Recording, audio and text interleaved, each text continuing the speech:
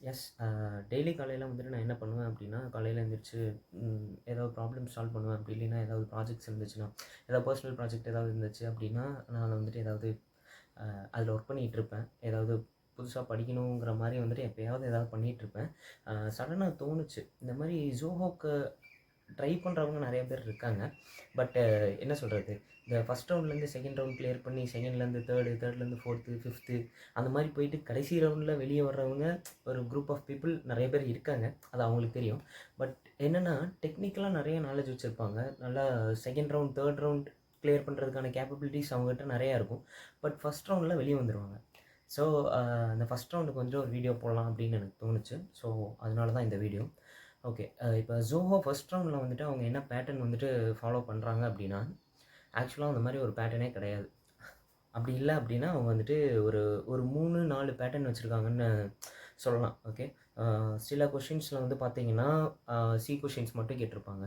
சில இதில C, C plus plus 2யுமே கம்பைன் பண்ணி கேட்டிருப்பாங்க. அண்ட் சில கொஷின்ஸ்ல வந்து பார்த்தீங்கன்னா, ஃப்ளோட் சார்ட்ஸ் இருக்கும். சில கொஷின்ஸ்ல வந்து பார்த்தீங்கன்னா, ஜாவா கொஷின்ஸ் இருக்கும். சில இதில வந்து பார்த்தீங்கன்னா, ஜாவாவும், டிஎஸ்ஏவும் சேர்ந்து கேட்டிருப்பாங்க. பட் மோஸ்ட்லி வந்துட்டு கேட்குற கொஷின் என்னன்னு பார்த்தீங்கன்னா, நார்மலா அதில வந்து ஒரு 10 டூ 15 ஆப்டிட்யூட் கொஷின்ஸ் இருக்கும். அண்ட் 10 டூ 15 ப்ரோகிராமிங் கொஷின்ஸ் இருக்கும். அந்த ப்ரோகிராமிங் கொஷின்ஸ் வந்து மேக்ஸிமம் வந்து சிலேருந்து கேட்டிருப்பாங்க.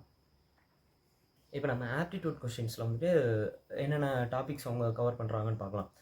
ஆப்டிட்யூட்ல பார்த்தீங்கன்னா, மெயினா ஆப்டிட்யூடோட ஃபார்மேட் வந்துட்டு எனக்கு தெரிஞ்சு ஃபார் த பாஸ்ட் ஃபியூ இயர்ஸ்ல வந்துட்டு அது சேஞ்ச் ஆன மாரி எனக்கு எதுவுமே தெரியல. ஏன்னா நான் ஒரு 2 டூ 3 இயர்ஸா வந்துட்டு அட்டெண்ட் பண்ணிட்டு இருக்கேன். அதில வந்து நம்ம பார்த்தோம் அப்படின்னா, ஃபர்ஸ்ட் ஆப்டிட்யூட்ல உங்களுக்கு ட்ரெயின் ப்ராப்ளம்ஸ் வரும்.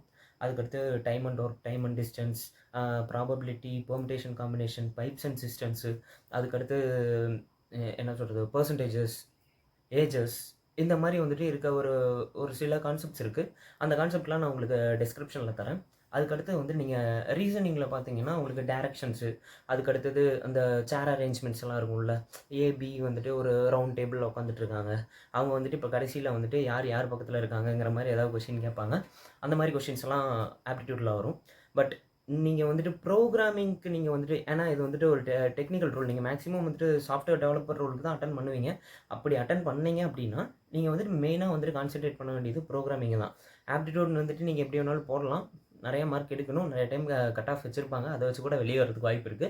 பட் உங்களுக்கு வந்து கடைசி டைம்ல வந்துட்டு ஆப்டிட்யூட் படிக்கிறதுக்கு எனக்கு டைம் இல்ல அப்படின்னா, you have to concentrate on programming questions. Okay.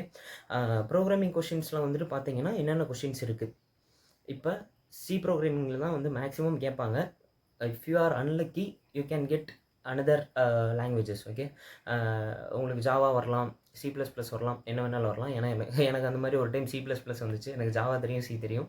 But see plus ப்ளஸில் விட்டுட்டேன் அதை. ஓகே. சியில் வந்துட்டு பார்த்தீங்கன்னா மெயினான கான்செப்ட் வந்துட்டு பாயிண்டர்ஸ். பாயிண்டர்ஸ் பேஸ் பண்ணி நிறைய கொஷின்ஸ் கேட்பாங்க. அதுவும் வந்துட்டு உங்களால் ஈஸியாலாம் ப்ரெடிக்ட் பண்ணிட முடியாது. அது வந்துட்டு கஷ்டமாக தான் இருக்கும். அதை வந்துட்டு நீங்கள் படிக்கிறதுக்கு நிறைய வெப்சைட்ஸ் இருக்குது. நான் அதை சொல்கிறேன்.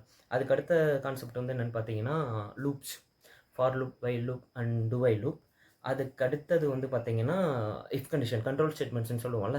இஃப், எல்ஸு, ஸ்விட்ச் ஸ்டேட்மெண்ட்டு இதுலேயும் வந்துட்டு உங்களுக்கு ஈஸியான கொஷின்ஸ்லாம் வராது. நீங்கள் அந்த கொஷினை நீங்கள் பார்த்தீங்கன்னாவே நீங்கள் வந்துட்டு அது கண்டிப்பாக கம்பைலர் எரராக தான் இருக்கும், கம்பைலேஷன் எரராக தான் இருக்கும்னு நினச்சிட்டு வந்து நீங்கள் கம்பைலேஷன் எரர் அப்படின்னு எழுதுவீங்க. பட் அது வந்துட்டு கம்ப்ளீட்டாக ராங்காக இருக்கும். ஓகேவா? ஸோ நீங்கள் என்ன ஒரு ப்ராப்ளம் நீங்கள் எடுத்தாங்க அப்படின்னாலும், நீங்கள் அதை வந்துட்டு ஆல்ரெடி நீங்கள் படிச்சிருந்தீங்கன்னா மட்டும்தான் உங்களால் வந்துட்டு அதை கண்டிப்பாக வந்துட்டு ஃபர்ஸ்ட் அது கிளியர் பண்ணி மார்க் வாங்க முடியும். ஓகே.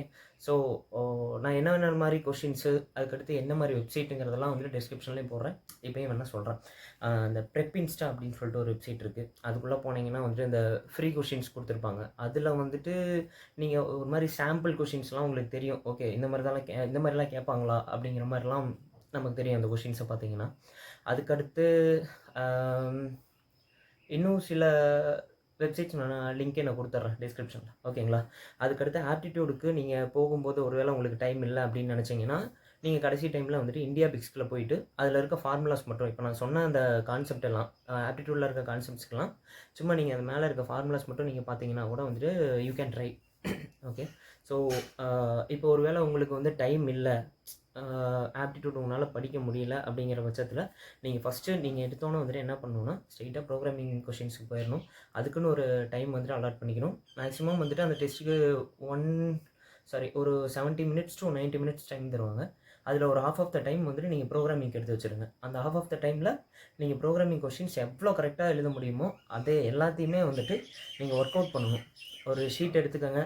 அந்த ஷீட்டை வந்துட்டு 2ஆ பிரிச்சுக்கோங்க. அதுக்கப்புறம் வந்துட்டு நிறையா அந்த ரோஸ்லாம் போட்டுக்கோங்க. ஸோ உங்களுக்கு பார்த்தீங்கன்னா வந்துட்டு ஒரு 8 பாக்ஸ் இருக்க மாதிரி வந்துட்டு நீங்கள் ஷீட்டை பிரித்து வச்சுட்டு, ஒவ்வொரு பாக்ஸ்லேயும் கொஷின் நம்பரை போட்டுட்டு கொஷினை சால்வ் பண்ண ஸ்டார்ட் பண்ணுங்கள்.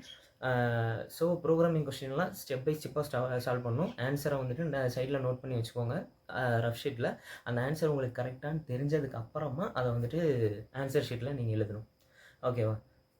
ஸோ இந்த மாதிரி பண்ணிங்கன்னா உங்களுக்கு ப்ரோக்ராமிங் கொஷின்ஸ் ஒரு 7 to 8 கொஷின்ஸ் நீங்கள் கரெக்டாக எழுதுனீங்கன்னா மேக்ஸிமம் நீங்கள் வந்துட்டு செலக்ட் ஆகிறதுக்கு வாய்ப்பு இருக்குது.